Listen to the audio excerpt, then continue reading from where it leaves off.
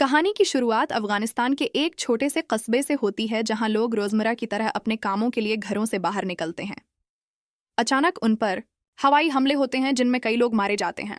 इसी दौरान रूसी फौज के टैंक भी आ जाते हैं और इस कस्बे के लोगों को चन चन कर मारना शुरू कर देते हैं। कुछ औरतों ने अपने घर बार उजड़ते देखकर उसके खिलाफ तहरीक चलाई और टैंक को रोकने की कोशिश की, लेकिन टैंक में बैठे जालिम सिपाहियों ने जहरीली गैस बाहर फेंक दी, जिससे कुछ औरतें मारे गईं और कुछ भाग गईं। जब उन्हें लगा कि सब कुछ खत्म हो चुका है तो वो बाहर निकले और सब के घरों को आग लगा दी, यहाँ तक कि उन्होंने पानी के कनुओं में भी जहर डाल दिया ताकि लोग पानी न पी सकें। अन जालिमों को खुद भी नहीं मालूम था कि वो ये सब क्यों कर रहे हैं। इन्हें तो बस हुक्म मिला था। तलाशी के दौरान उन्होंने कस्बे के लीडर को पकड़ लिया। रूसी कैप्टन ने उससे पूछा कि उसके बाकी साथी कहाँ हैं जो रूसी फौजियों को मारते रहते हैं। लीडर ने कहा कि वो उसके चारों तरफ फैले हैं और जितनी कोशिश कर लें वो उसके मुल्क को कभी हासिल नहीं कर पाएंगे। ये सुनकर कैप्टन को गुस्सा आ गया और उसने टैंक के पायलट को हुक्म दिया कि उसे टैंक से कुचल दो। पायलट में इतनी हिम्मत नहीं हुई, जिस पर कैप्टन ने उसे सबके सामने जलील किया। इतने में वो भागी हुई औरतें वापस आ गईं, जिनमें लीडर की बीवी भी थी जो उनके सामने अपने शौहर की जिंदगी की भीख मांगती है। लेकिन पायलट ने अपने कैप्टन का हुक्म माना और एक जिंदा शख्स पर हजारों टन का टैंक चढ़ा दिया, जिससे वहीं उसकी बेरहमी से मौत हो गई। ये लोग सब कुछ खत्म करके अपनी दूसरी टीम से मिलने निकल गए, जो उसी समत में आ रही थी। रेडियो पर बातचीत हो रही थी ताकि आपस में समत बताने में कोई मसला ना हो, लेकिन एक मोड़ पर गलती से बाएं की जगह दाएं मरना था, जिसकी वजह से एक टैंक बिछड़ गया और उसे पहाड़ी पर बैठे एक तालिबानी मुस्तफ़ी ने देख लिया।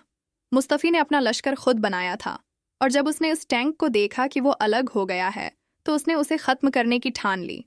दूसरी तरफ जो लोग सुबह काम के लिए कस्बे से बाहर गए थे, जब वो वापस लौटे तो वहां का मंजर जहन्नम जैसा था। चारों तरफ सिर्फ लाशें थीं। ये सब देखकर सब का खून खोल उठा। इंतकाम का आगाज और नए लीडर का ऐलान।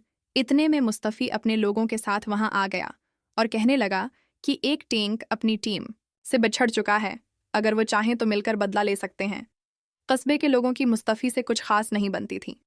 उन्होंने कहा कि वो अपने लीडर से बात करना चाहते हैं।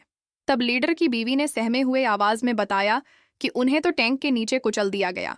लीडर के भाई ताज को वहां के लोगों ने अगला लीडर मुकर्रर किया। अपने भाई की दर्दनाक मौत देखकर इसका कलीजा छलनी हो गया और उसने इसी वक्त ऐलान कर दिया कि अब वो सब बदला लेंगे। सब से पहले इस गुमशुदा टैंक और इसमें बैठे जल्लादों को मारकर खत्म करेंगे और फिर इस मुल्क से सबको भगा देंगे।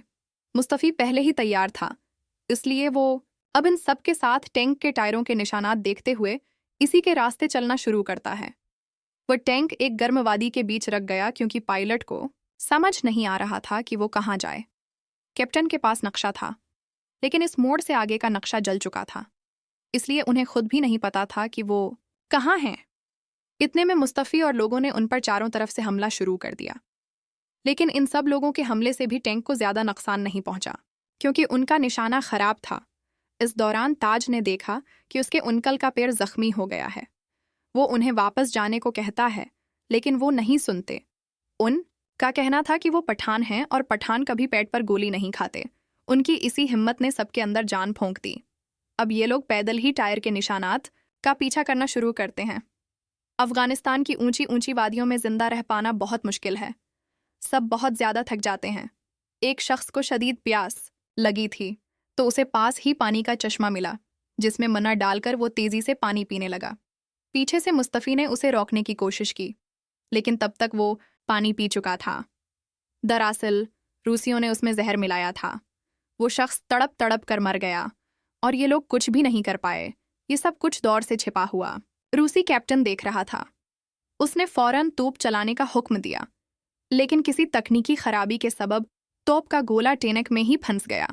डर कर सब बाहर भाग गए क्योंकि ऐसे हालात में वो गोला टैंक के अंदर ही फट सकता था। कुछ देर इंतजार करने के बाद जब कुछ नहीं हुआ तो कैप्टन ने गोला दागने वाले फौजी से कहा कि जाकर उसे बाहर निकाले। वो डर रहा था, इसलिए पायलट ने उसका साथ दिया। टैंक में जाने पर कैप्टन ने कहा कि हो सकता है समद ने जान बूझकर तोप में कुछ गड़बड़ी की हो, क्योंकि वो भी एक अफगानी है और उसे अपने मुल्क से प्यार होगा। दरअसल समद इसी टैंक में इन लोगों के साथ था जो तर्जमे का काम करता था। जब गोला नहीं फटा तो वो उसे बाहर निकाल लाए। उसके नीचे एक ग्रेनेड भी रख दिया गया।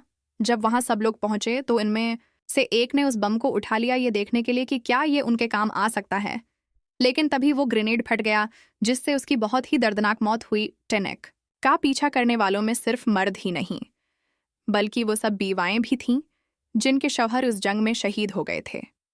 इन्हें भी बदला चाहिए था। चलते चलते रात हो गई और ये लोग एक जगह रखकर आराम करने लगे। इस दौरान समद और पायलट के दरमियान काफ़ी बातें हुईं, जिसमें समद ने उसे अपने सकाफत के बारे में बताया, जिसमें सबसे अहम चीज़ इज्जत थी जो एक अफ़गानी के लिए सबसे अहम होती है। पायलट भी उसकी बातों का एहतराम करता था। आतने में इन के ग्रुप में 2 लोगों के दरमियान झड़प भी हो गई। कैप्टन ने उसे निपटाया और जब पायलट को उसे रिपोर्ट में लिखने को कहा तो कैप्टन ने आकर उसे रोक दिया। वो नहीं चाहता था कि जब ये रिपोर्ट बाहर जाए तो उसकी बेइज्जती हो, इसीलिए उसने वो रिपोर्ट पेपर ही फाड़ दिया। रात के वक्त उन पर हमला हो जाता है। अब ये फौरा वहां से निकलते हैं क्योंकि रात के अंधेरे में लड़ना मुश्किल है। काफी देर भटकने के बाद उन्होंने एक जगह टीनेक को रोका। बाहर आकर आसपास काफी सारे ग्रेनेड लगा दिए ताकि अगर दुश्मन हमला करे तो मारा जाए। अचानक रेडार पर किसी के आने का खदशा हुआ। कैप्टन ने समद को बाहर जाकर देख